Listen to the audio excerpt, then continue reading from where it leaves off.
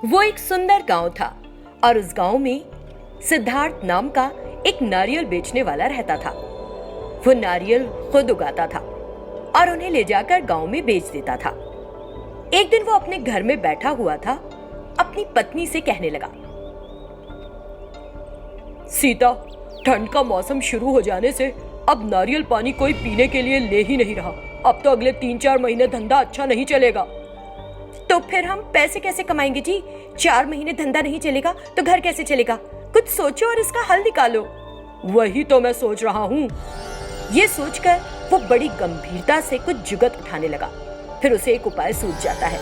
वो एक नारियल होटल शुरू करने की सोचता है, उन पैसों से जो उसने नारियल पानी बेचकर बचाए होते हैं, और नारियल से बनी कई तरह की डिशेस बनाकर बेचने की जुगत लगाता है।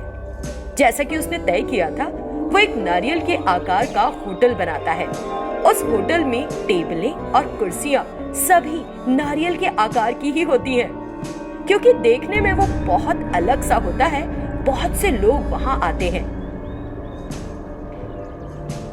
सिद्धार्थ उन सभी को मेन्यू कार्ड पकड़ाता है। मेन्यू में नारियल से बनी बहुत ही स्वादिष्ट चीजों की लिस्ट होती है, जैसे नारियल का हलवा, नारियल के लड्डू, नारियल डली बिरयानी, नारियल पानी वगैरह वगैरह। जिन्होंने भी वो खाई तो तारीफ करके बोले, ये होटल तो सच में बहुत बढ़िया है। मैंने आज तक इतना नायाब होटल और इतनी बेहतरीन डिशेस किसी और होटल में नहीं खाई। इस तरह सभी ने उसकी तारीफ करी। उसका होटल देखकर एक और होटल के मालिक रमेश ने सोचा, पता नहीं इसे ऐसा होटल खोलने का आइडिया कहाँ से आ गया। ये तो मेरा धंधा खराब कर रहा है।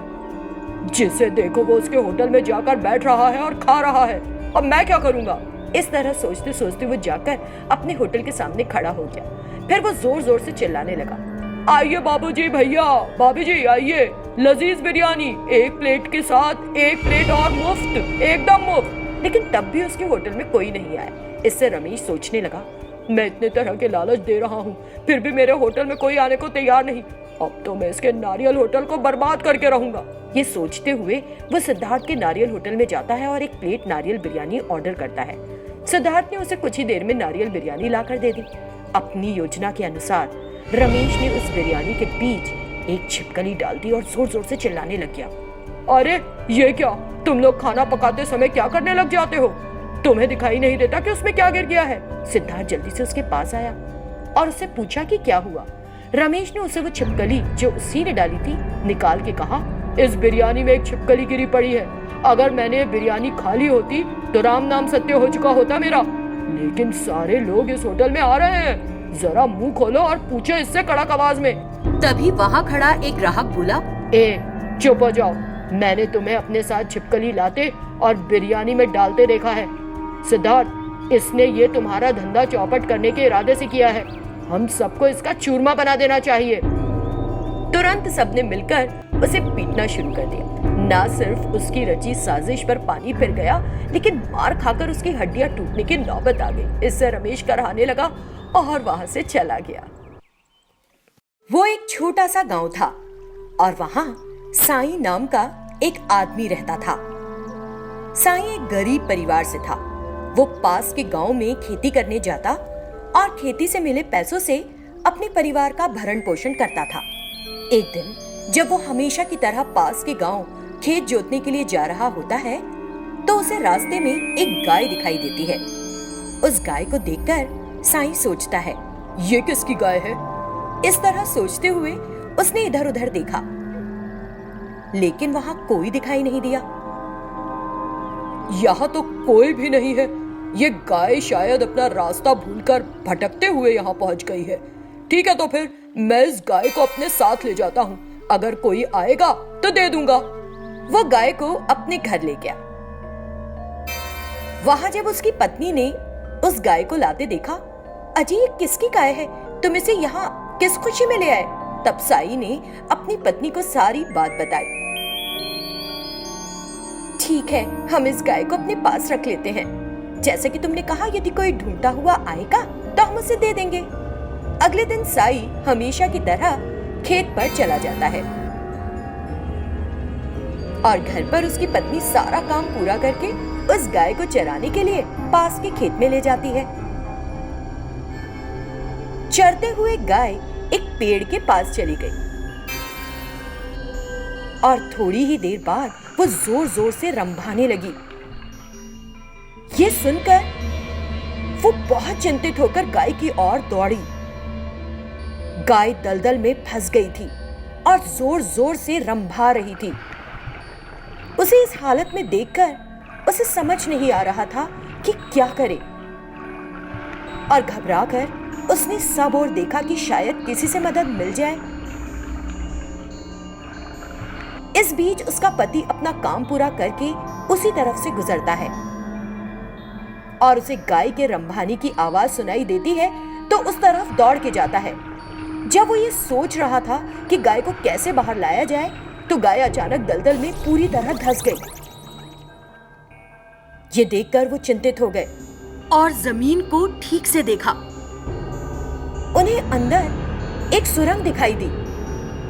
वे डरते हुए उसके अंदर उतर गए।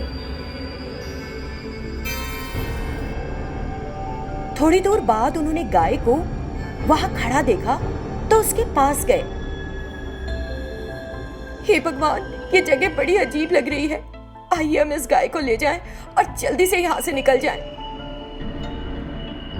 तभी उन्हें किसी की आवाज सुनाई दी, मुझे बचाओ, कोई मुझे बचाओ। ये सुनकर वो चौंक गए और इधर उधर देखने लगे। तभी वहां उन्हें एक जगह एक संदूक रखा दिखाई दिया। तुरंत वे वहां गए और उस संदूक को खोला। एक संत अचानक उस बक्से से बाहर आ गए। उस संत को देखकर दोनों पति पत्नी हैरानी में पड़ गए। बहुत बहुत धन्यवाद। एक जादूगर ने मुझे कई सालों पहले इस संदूक में बंद कर दिया था। तुम्हारी वजह से आज मैं इस डिब्बे से बाहर आ सका। पता नहीं अगर तुम नहीं आते तो मैं और कितने साल यहीं पर कैद रहता। तुम्हारा बहुत बहुत धन्यवाद। संत, ये सब इस गाय की वजह से हो सका। फिर साई की पत्नी ने संत को सारी घटना कह सुनाई। तुम्हारा और तुम्हारी गाय का सबका कल्याण होगा। मैं तुम्हें मेरी सहायता करने के लिए वरदान देता हूँ। इतना कहकर उन संत ने वहां एक हीरा प्रकट किया। उस हीरे को देखकर साईं और उसकी पत्नी की खुशी में आंखें खुली की खुली रह गई। आप दोनों ने जो उपकार किया है उसकी तुलना में ये कुछ भी नहीं है। मैं आपको एक और वरदान देता हूँ। जब भी आप इस गाय को खिलाओगे तो आपको हर दिन इसके गोबर में एक हीरा मिलेगा। इस तरह उन संत ने उन्हें एक और वरदान दे दिया। इससे वो पति पत्नी खुशी से गदगद हो गए। फिर वे उस हीरे और उस गाय को लेकर घर चले गए और जैसा कि संत ने वरदान दिया था, उन्हें हर दिन गाय के गोबर में एक हीरा मिलता ही गया। संत द्वारा दिए गए हीरे और उस गाय के द्वारा दिए गए हीरे के साथ वो बहुत अमीर हो गए। उनकी खुशी की कोई सीमा ही नहीं रही। उस छोटे से उपकार ने उनकी जिंदगी ही बदल दी थी।